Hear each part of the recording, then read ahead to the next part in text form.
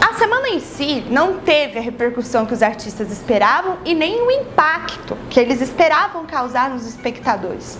Em compensação, o grande mérito da semana é os seus desdobramentos. E isso vai ocorrer a partir das várias ramificações de vários artistas, tendências estéticas que vão surgir a partir daí. Bem, dois movimentos vão marcar esse período. O movimento Pau-Brasil, do Oswald de Andrade, e o movimento Verde e Amarelo, do Plínio Salgado. E, posteriormente, o surgimento do movimento antropofágico que agrega tanto o Oswald quanto a Tarsila do Amaral. Esses desdobramentos serão, assim, o grande impacto da arte brasileira e, digamos, a grande herança que a semana nos deixou, fazendo com que Tarsila do Amaral, com a obra O Abapuru, seja um dos maiores legados dessa época. O Abapuru da Tarsila deve ser uma das obras mais famosas, digamos assim, internacionalmente produzidas pelo Brasil.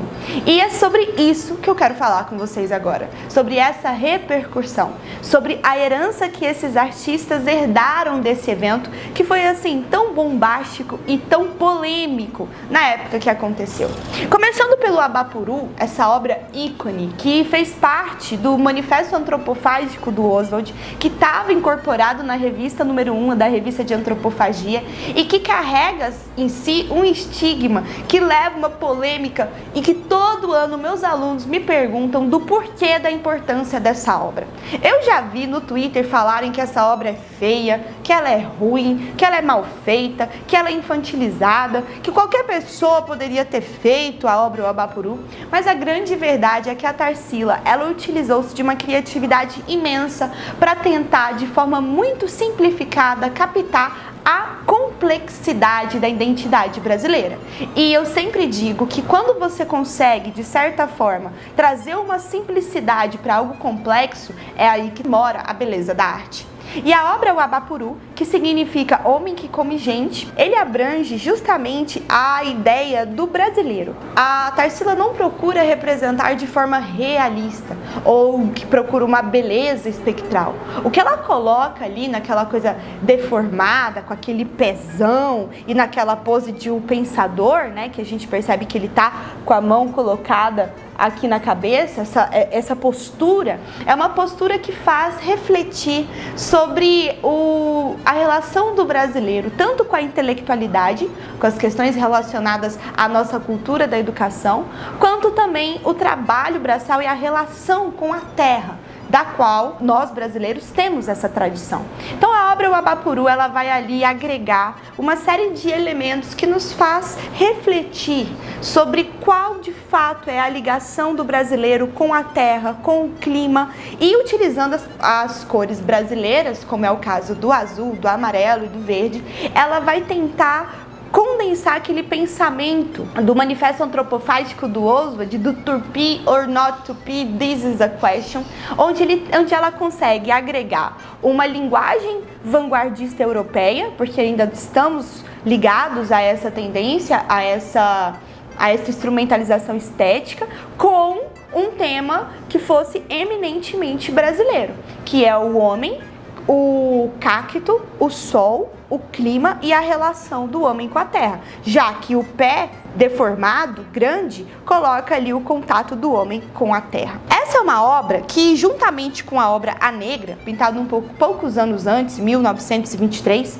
o Abapuru foi 1928, a obra Negra, ela traz mais ou menos ali uma linha estética parecida, que é esse exagero da estética, da como a forma é colocada, a utilização da temática cubista ali para poder compor os traços, e carrega uma certa memória afetiva da Tarsila, quando ela coloca a ama de leite como protagonista da sua obra, algo que seria impensável nas obras trabalhadas no Brasil até o século XIX. Imagina uma mulher negra com os seios desnudos, esquecida pela história, já que ela não é uma protagonista nos livros de história que só exaltam homens europeus com suas narrativas construídas como seres importantíssimos, né? Enfim, como Dom Pedro I, ela coloca a negra, essa mulher potente, poderosa, que vai amamentar o filho das mulheres da casa grande. E ela vai trazer essa memória afetiva, já que ela também teve uma ama de leite,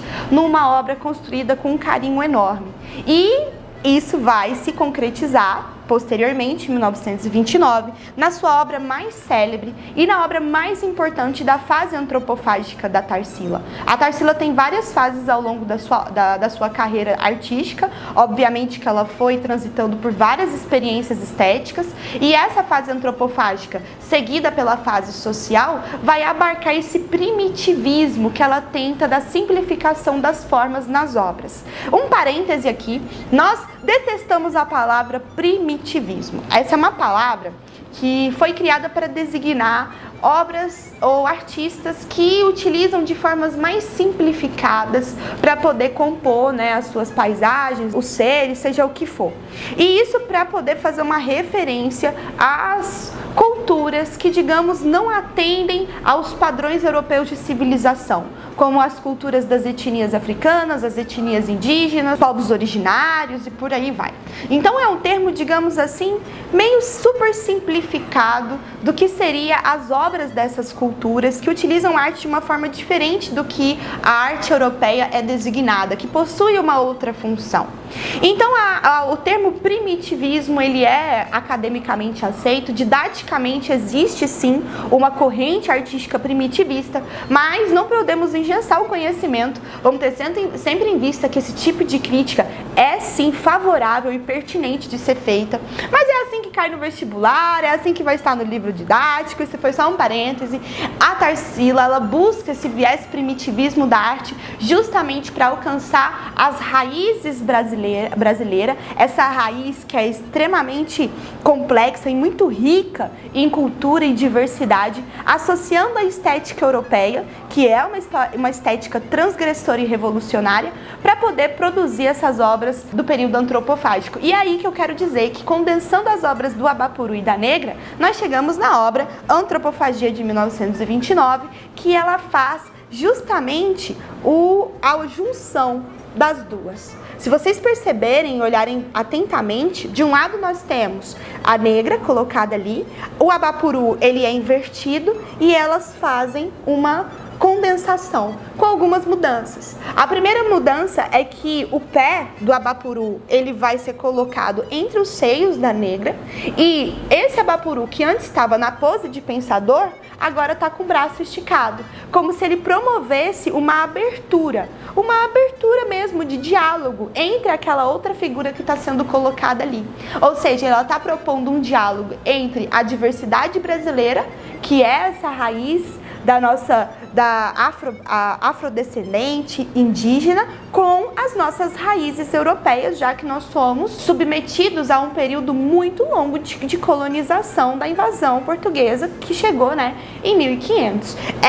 Esse diálogo, a proposta desse diálogo, ela é brilhante, porque ela vai ajudar, digamos, o povo brasileiro a entender e, acima de tudo, respeitar as raízes que nos formam, né, como povo, como nação, aquilo que nos une, já que nós possuímos um país imenso e com uma diversidade imensa. Além da Tarsila, existe um outro artista que eu quero destacar com vocês, que é um grande herdeiro dessa ruptura estética promovida pela semana, que é o nosso querido Portinari. Cândido Portinari é um artista do interior de São Paulo que vai ligar a sua obra com os desdobramentos políticos que o Brasil tem após os anos 20 até os anos 40. Então ele dizia que a arte ela tem sim uma puxada política muito grande. E se a forma como o povo brasileiro está sendo tratado, a miséria, as mudanças, a diversidade da economia brasileira pautada no café, nas indústrias, na borracha, como que isso não pode ser desconsiderado para um artista que tem um compromisso social com a população? A arte que ela não é política, que ela não é engajada, que ela não produz um tipo de narrativa favorável à reflexão histórica e social, ela tem um caráter de entretenimento vazio. Isso tem problema? Lógico que não, né, gente? O que seria de nós, sei lá, sem Friends? Mas a grande questão é que esse tipo de obra, ela também é fundamental para que o nosso senso crítico e o nosso viés como espectadores sobre o social seja despertado. O Portinari fez a sua primeira exposição individual na Argentina, onde ele foi recebido calorosamente pela elite argentina, pela comunidade artística, onde existem vários recortes de jornal que mostram como que Portinari foi tão bem aceito nessa nova comunidade, que entendeu as obras dele como sendo, de fato, um dos maiores artistas brasileiros do século XX. E eu quero destacar uma obra muito famosa, que é a dos Retirantes, que ele condensa ali muito dessa transgressão estética que ele está procurando, juntamente com um problema social do final do século XIX, né, da primeira metade do século XX, que é o processo de migração nordestina para o Sudeste. E como que isso vai acarretar um sintoma social, um problema do Nordeste em relação à pobreza, à miséria e à seca, que é em decorrência aos mais de 300 anos de exploração dos recursos naturais nordestinos, misturado com o desenvolvimento industrial de São Paulo, que promovia, né, essa promessa de que as coisas poderiam melhorar e que esses empregos poderiam ser alcançados lá. Então essa obra, Os Retirantes, ele coloca essa família e os tons que ele utiliza é do azul mais escuro, o cinza, o preto, que são cores, digamos assim, voltadas para a tristeza. O azul, ele tem esse viés mais, uma cor fria, né? Então uma cor que ela desperta um sentimento não mais aberto, mais feliz, mais verão, mas um sentimento mais introspectivo. E associado com o cinza e o preto fica uma obra que destaca bastante a tristeza. Mais tarde o Glauber Rocha vai chamar isso de estética da fome. E eu adoro essa designação para poder caracterizar esse tipo de mensagem, porque a Vidas Secas, do Graciliano, por exemplo, possui essa estética da fome, que não está apenas na narrativa, no olhar, mas está na construção de misturado todo o tema, os elementos e o problema social destacado ali. Então é uma família que possui 4 adultos e, digamos assim, 4 crianças, 3 adultos e 4 crianças. Uma delas, inclusive, está cadavérica. A outra possui aquela famosa barriga d'água, que mostra que existe a pobreza, a fome, a doença está colocada ali. E essa é uma família que vem a pé do sertão nordestino até chegar em São Paulo. Então tudo isso mostra a preocupação do Portinari em relação a esse pessoal que é, digamos, colocado marginalizado da sociedade brasileira. Uma outra obra dele que eu quero destacar é O Lavrador de Café, de 1934. Essa fase do Portinari em que ele pinta os cafezais não tem apenas uma obra, existem várias. Tem uma, inclusive, que é um painel gigantesco, ela tem, sei lá, 2 metros de comprimento por 3, é um grande mural. Mas essa obra, O Lavrador de Café, ele coloca, de fato, o trabalhador braçal. E eu gosto dessa obra para falar um pouquinho da Tarsila, porque os dois possuem o pé muito destacado, muito maior, desproporcional ao corpo, para poder levantar a questão do contato com a terra.